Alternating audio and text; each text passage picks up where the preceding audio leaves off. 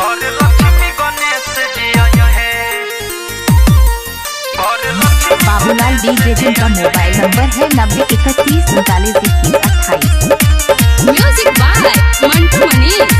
और लक्ष्मी गणेश जी आए हैं।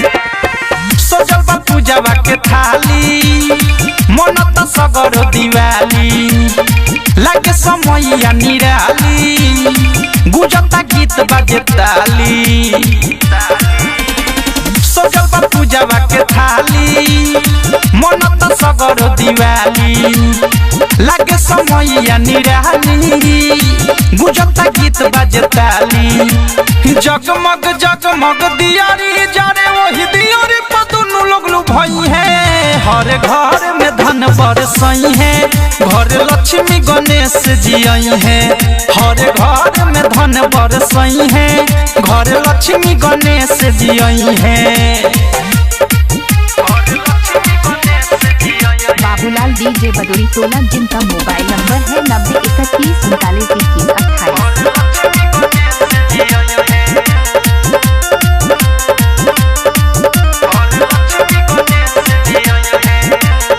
सगरुआ जोड़ बा बिजोड़ बाटे लागत होता पूजाई होई माई के स्वागत।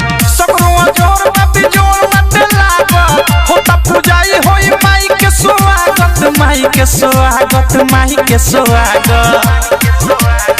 एक बरस पर शुभ दिन आइल आके दरस देखई है। हर घर में धन बरसई है घर लक्ष्मी गणेश जी आई है। हर घर में धन बरसई है घर लक्ष्मी गणेश जी आई है।